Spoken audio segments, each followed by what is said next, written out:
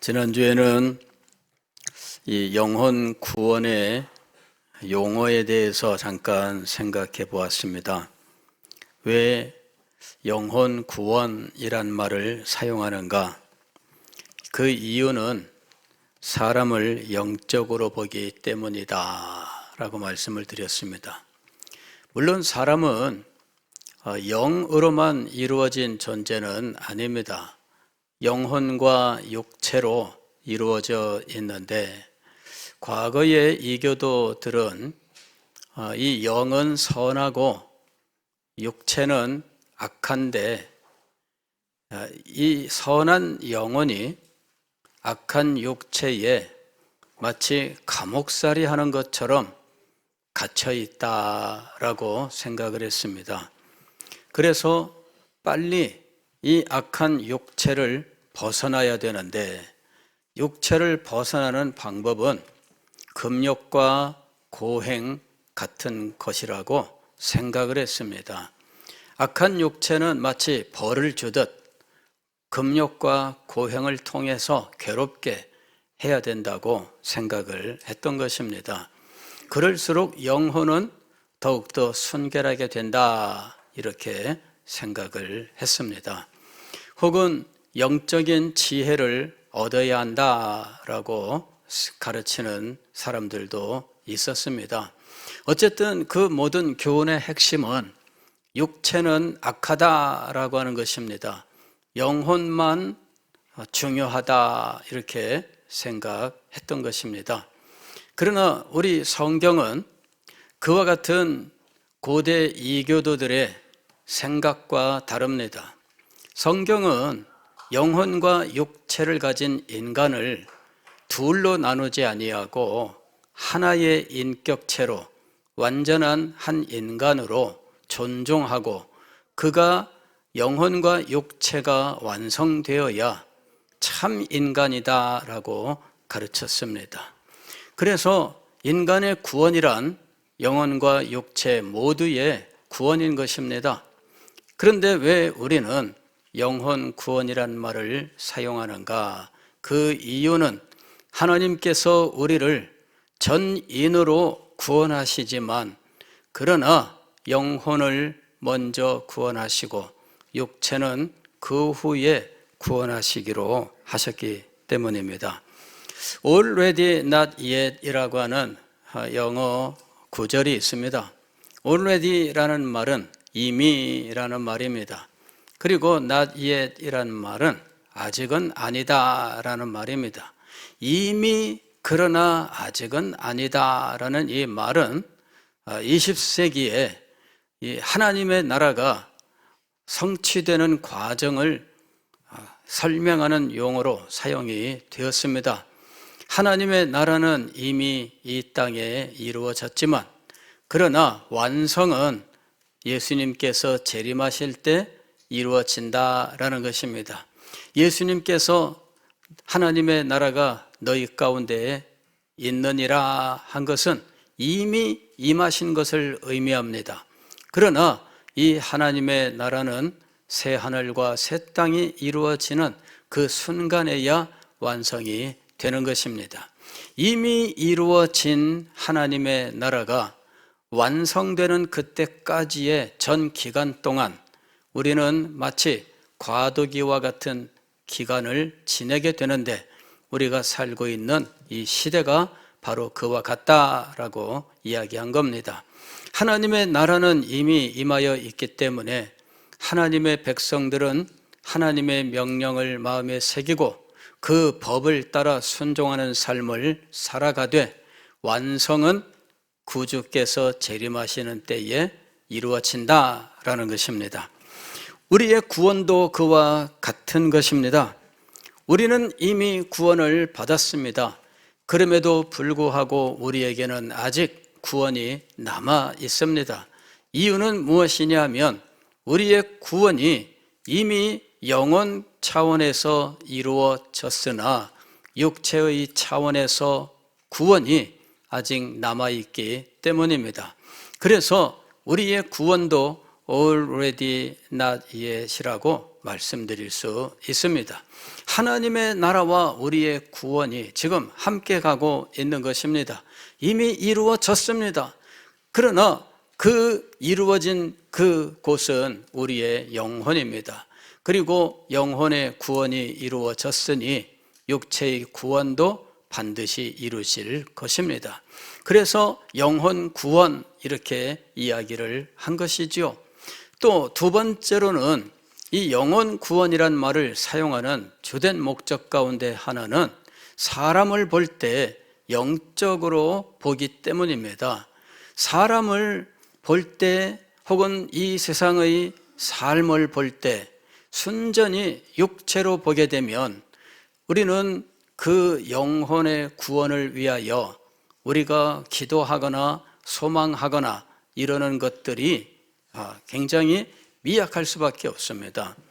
제가 설교 중에 참 가난하고 영양실조 걸린 아프리카의 이 어린 아기의 사진을 보고 눈물을 흘렸다라고 말씀을 드린 적이 있는데, 그것은 설명이 필요 없어요. 그냥 우리 눈에 보이는 것이니까 그냥 한눈에 보고 그냥 마음속에 그 안타까움, 그들에 대한 그 불쌍히 여기는 마음, 이런 것들이 그냥 바로 와서 부딪힌 거예요.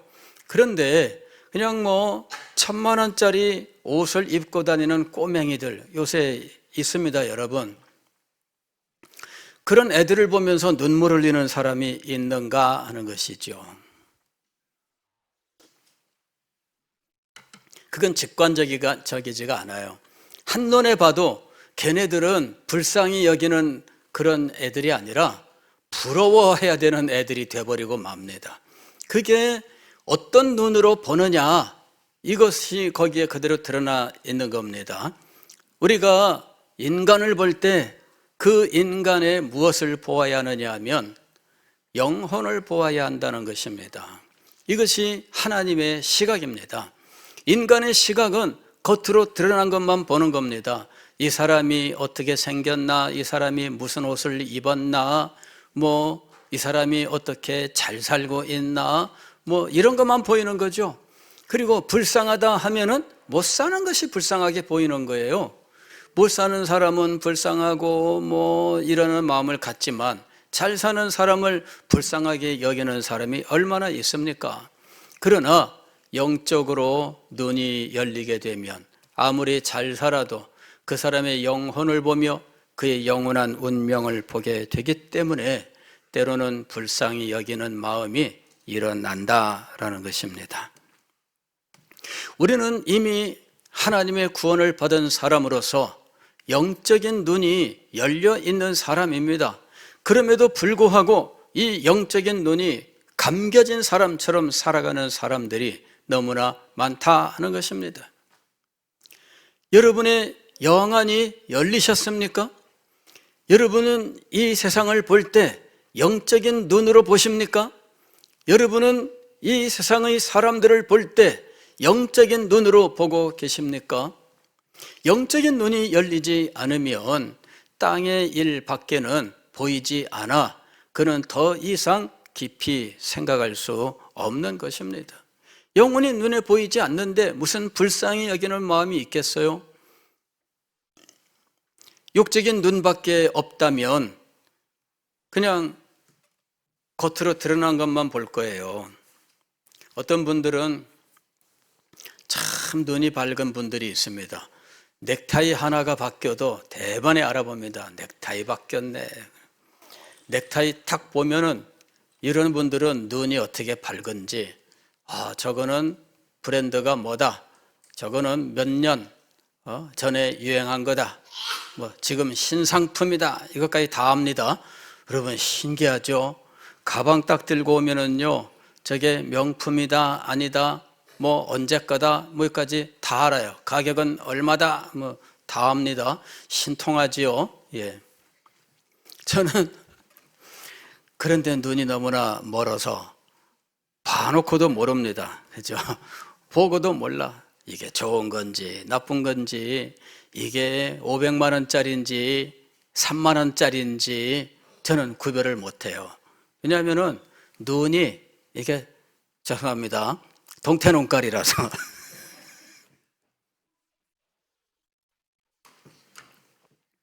근데 기가 막히죠. 옷을 입고 오면 옷을 알아보고요. 구두를 신고 오면 구두를 알아봅니다. 세상적인 눈이 밝은 사람이에요. 그쪽으로 소위 빠삭한 사람입니다. 그런데 영안이 열리셨습니까? 영적인 눈이 열리지 않으면 자신의 영혼과 자신의 영적인 세계도 알지 못합니다. 영적인 운명에 대하여 전혀 알지 못합니다. 교회는 왜 가? 저희 가서 왜 무슨 헌금은 왜 하는 거야? 도대체 이해가 안 되는 거죠. 아니, 가족들이 공일날 좀 놀러 가면 안 돼? 근데 교회 간다고 꼭 그러니 이 사람이 맨날 교회 간다고 산통 깬다고 뭐라고 호통만 치는 겁니다. 왜 그럴까요? 이 영안이 열리지 않아서 그런 거예요. 즉, 이 세상의 삶을 영적으로 볼 수 없기 때문입니다. 우리 주변에 일어나는 일들도 마찬가지입니다. 영적으로 보지 못하면 우리는 순전히 육적으로밖에는 판단할 수가 없어요. 제가 어린 시절에 서울 어디 그 동네에 이렇게 살았는데 거기서 이렇게 지나가다 보면은 그 당시에 리라 국민학교 교장 선생님 댁이라고 하는 집이 있었어요. 그저 저도 몰라요. 사람들이 리라 국민학교 교장 선생님 댁이라고 하니까 알지. 그리고 그 왜 관심을 가졌냐면 그 집 앞에 늘 자가용 한 대가 돼 있었는데 벤츠가 60년대 중반에 벤츠가 그 앞에 딱 돼 있는데 그 왜 옛날에 이렇게 그 고전적인 스타일의 그 벤츠가 늘 거기 돼 있었어요. 그래서 관심을 갖는 거죠. 저 집은 누구 집인데 저런 차가 돼 있느냐. 그랬더니 리라 국민학교 교장 선생님 댁이라는 거예요.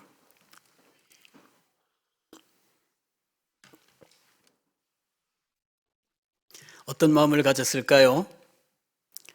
저와는 접점이 없는 다른 세계의 사람으로 생각을 했습니다. 정말 그런 사람이죠. 예. 그런데 이제 점점 크면서 이제 그런 이야기들을 하죠. 아주 큰 2층 집을 보고 지나가면서 야, 저 집은 정말 큰 부자구나. 저 집은 근심과 걱정도 없겠지. 그랬습니다. 근심과 걱정도 없겠지. 그때는 그렇게 생각을 했어요. 그러나 나중에 크고 보니까 그렇지가 않더라고요. 자그마한 집에서 어렵게 사는 집안도 화목하고 늘 웃음이 넘치고 늘 행복한 집도 있는 반면에 엄청난 집을 가지고 있어도 그 집에서는 서로 싸우고 다투고 때로는 여러 가지 우환으로 인해서 집안이 아주 암울한 가운데 있는 이런 집들도 참 많고 자가용을 외제차를 몰고 다니고 반듯하게 보이는 사장님인데 속으로는 회사가 망할까 봐 지금 며칠 내로 어떻게 되는 이런 상황에서 그냥 전전긍긍하는 이런 사람도 있더라 하는 것이죠. 우리가 겉으로 보이는 것만 보면 이 모든 것들을 이해할 수가 없습니다. 인간은 우리가 살고 있는 이 세상은 우리 눈으로 보는 것이 전부가 아닙니다. 분명히 영적인 세계가 있고 영적인 원리가 있습니다. 그리고 이 영적인 원리를 다스려 나아가시고 이 세계를 완성해 나아가시는 하나님이 계신 것입니다.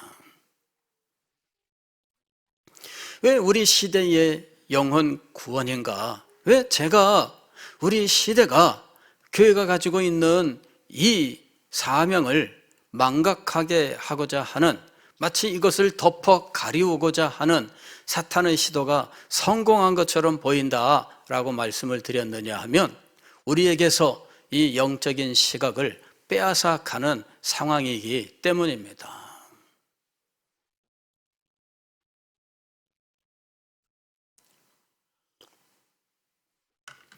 나라를 변화시키는 방법이 무엇일까?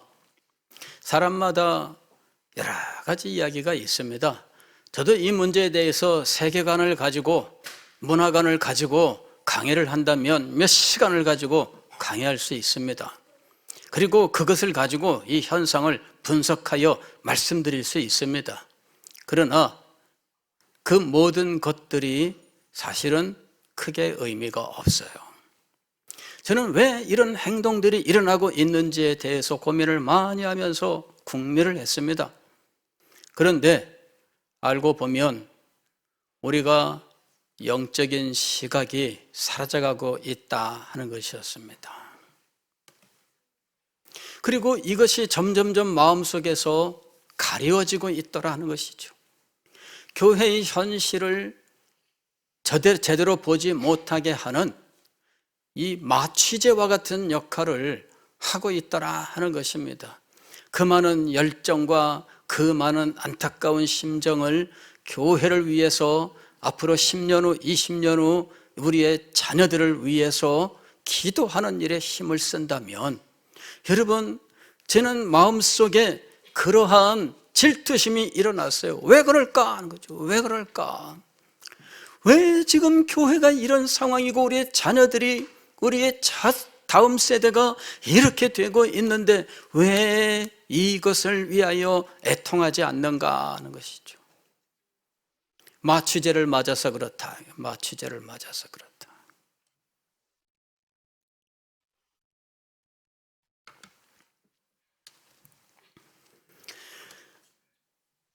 영안이 열리지 않으면 물질 문명이 극도로 발달해 가고 있는 이 세상을 볼 때 이 세상이 마치 하나님의 나라를 이루는 것처럼 생각할 수가 있습니다.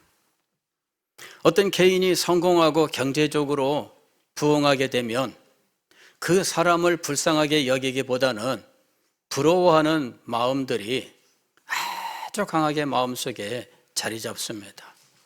영안이 열리지 않으면 순전히 이 세상의 것들을 가지고 마음에 생각하고 부러워하고 그것을 추구하고 이러는 삶이 이루어지는 거예요.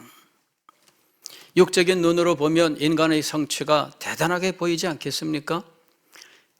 20세기에 들어와서 인간들이 그런 마음을 가졌었어요. 유럽에서 20세기에 들어오니까 인류 문명이 얼마나 크게 발전했는지, 진화론이 등장하고 한 세대가 지났는데 이 진화론의 이것이 사회에도 이 진화론이 그대로 퍼지면서 인류 문화는 계속해서 발달할 것이고 인류의 과학기술은 계속해서 발전할 것이고 인류의 도덕적인 삶은 발전할 것이다. 그래서 하나님이 말씀하셨던 하나님의 나라는 저절로 올 것이다. 이렇게 생각을 했습니다. 그것이 소위 후천년설이라고 하는 천년왕국설입니다.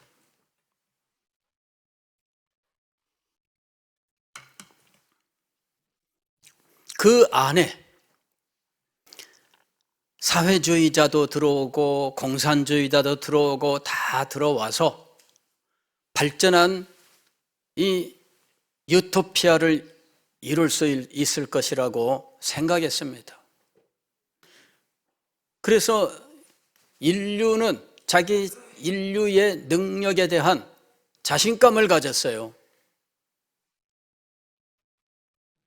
그랬는데 1914년에 1차 세계대전이 일어났고 그 전쟁이 끝나고 30년 후에 2차 세계대전이 일어나게 되었습니다.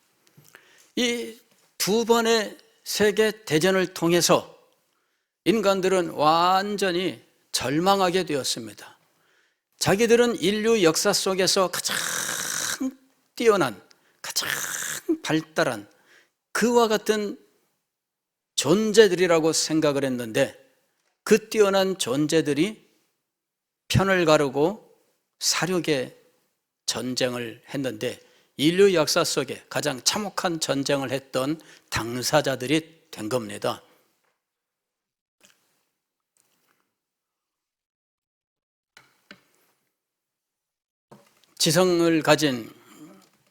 탁월한 지성을 가진 젊은이들이 전쟁터에서 죽어가고 전쟁터에서 고민을 하고, 그리고는 전쟁이 끝난 후에 대학으로 돌아와서 그들은 그 절망을 이야기하기 시작했습니다.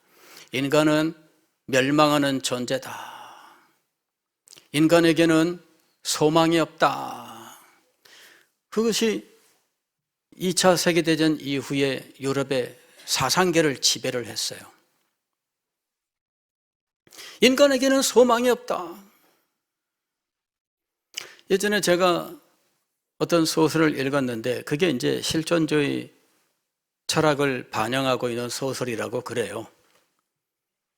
그 소설에 어떤 구절이 있느냐 하면, 인류는 추락하는 비행기 타고 있는 승객들과 같다 이야기합니다. 추락하고 있는데 아무런 대책이 없이 그냥 추락하고 있다는 사실만 인식하고 있을 뿐이다. 이렇게 그 주인공의 독백이 있습니다. 제가 그거를 줄을 쳐놨어요. 그 책에다가. 이게 현대 20세기의 지성인들의 현실 인식이다. 추락하고 있는 비행기 안에서 다른 구원의 수단이 없이 추락을 인식하고 있는 상태, 얼마나 잔인해요. 그러니까 2차 세계대전 이후에 이 유럽의 지식인들이 우리 상식으로 이해할 수 없는 온갖 기이한 말과 행동들을 하는 겁니다. 왜? 추락하고 있는 비행기 안에서 살아있는 이 사람들이 할 수 있는 일이 뭘까요? 온갖 종류의 몸부림과 발버둥밖에 없지 않겠어요?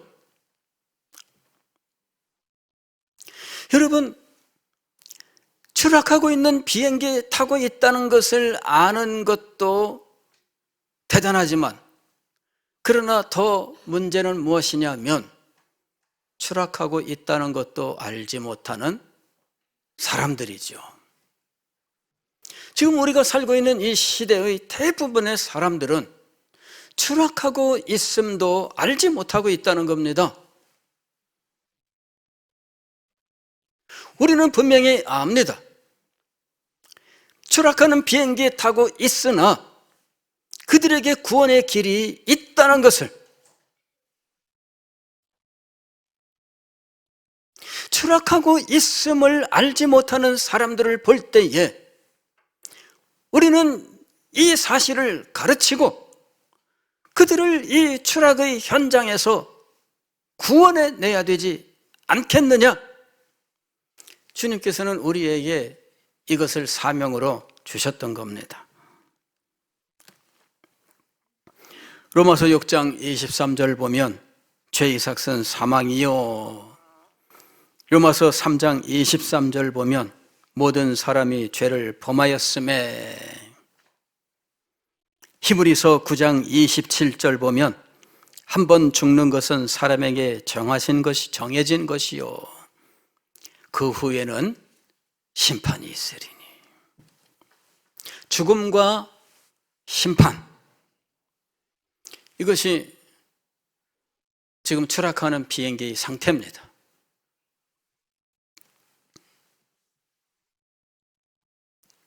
죽음과 심판의 입장에서 보면 그 추락하는 비행기 안에서 어떤 사람이 명품 옷을 입었다는 것이 무슨 의미가 있으며, 추락하는 비행기 안에서 명품 가방을, 핸드백을 들고 있다는 것이 무슨 소용이 있겠습니까? 추락하는 비행기 안에서 이 사람이 자기 계좌에는 엄청난 돈이 있다고 한들 그게 무슨 소용이 있습니까? 추락하는 비행기, 즉 죽음과 심판은 이 땅의 모든 영화를 무너뜨리는 것입니다.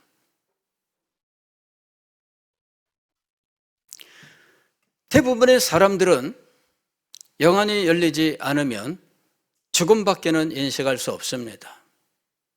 이건 우리 눈에 보이는 것입니다. 그래서 죽음 이후에 현재의 부를 혹은 현재의 영화를 그대로 누리기를 원하는 이런 소망들이 무덤에 그대로 투영되었습니다.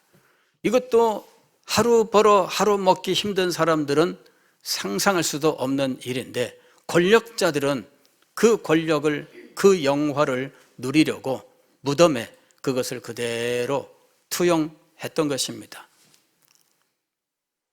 이집트 피라미드, 왕의 무덤이잖아요. 엄청나게 큰 무덤입니다. 도굴하지 못하도록 돌을 쌓아서 만들었는데 그래도 기가 막히게 도굴꾼들이 도굴을 했어요. 제가 영국 대형박물관에 가서 이집트 관을 갔더니 거기에 미라들이 있어요. 이게 무덤에서 가져온 것들입니다. 피라미드 같은 데에서. 난생 처음 미라를 봤는데 충격이었어요. 그냥 소위 말하는 린넨이라고 하는 이 면 그 천으로 들들들들 말아놓고 이게 삭아서 떨어지고, 그래서 이 바짝 마른 이 명태 같은 이런 그 사람의 이 피부가 드러나 있는데, 이런 것들을 유리관 통 속에 넣어서, 근데 이거를 세상에 사람 눈높이에 맞춰 이렇게 해놓은 거 있죠. 그러니까 지나가면서 보면 내 눈에 눈높이에 딱 보이는 거예요.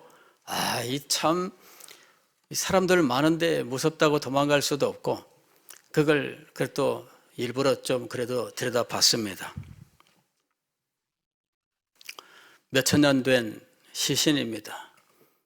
명태에 말라붙은 것처럼 사람의 피부가 뼈에 달라붙어 있는 이런 모습입니다. 왜 미라를 만들었을까요? 영생하려고. 그러나 그 미라 가운데 영생을 누린 미라는 단 하나도 없습니다. 그 미라 가운데 다시 살아난 미라도 하나도 없습니다. 여러분, 죽음은 눈에 보여요. 그러나 심판은 눈에 보이지 않습니다. 영적인 눈이 열려야 됩니다. 그래야 비로소 죽음과 함께 있는 심판을 인식하게 될 것입니다. 우리가 이 세상을 볼 때 기본적으로 우리는 이 죽음과 심판의 관점에서 볼 수 있어야 됩니다. 이것이 영적인 시각이라고, 또는 하나님께서 보시는 시각이라고 말씀드릴 수 있겠습니다. 이 시각이 있어야 돼요.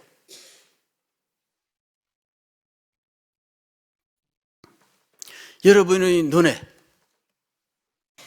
이 땅의 불쌍하고 절망적인 상황이 보이십니까? 하나님의 구원이 절대적으로 필요한 이 세상 사람들의 그 영적인 현실을 여러분들은 보고 계십니까? 하나님께서 이 세상을 사랑하시고 사랑하는 독생자를 이 땅에 보내셔서 구원하실 그러한 대상으로 보셨던 이 세상의 절망적인 상황을 지금 보고 계십니까? 과거보다 물질적 삶이 여유롭게 되었다고 해서 이 영적인 눈을 버려야 될까요? 영적인 눈이 사라지면 여러분, 성도의 삶도 무너지게 되어 있고 영적인 눈이 사라지면 교회가 능력을 상실하게 되어 있는 것입니다.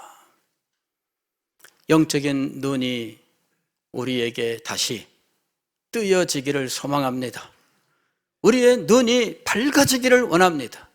그리하여 우리의 영혼의 상태, 우리 자녀들의 영적인 상황, 이 땅의 영적인 모습들을 분별할 수 있게 되기를 바랍니다.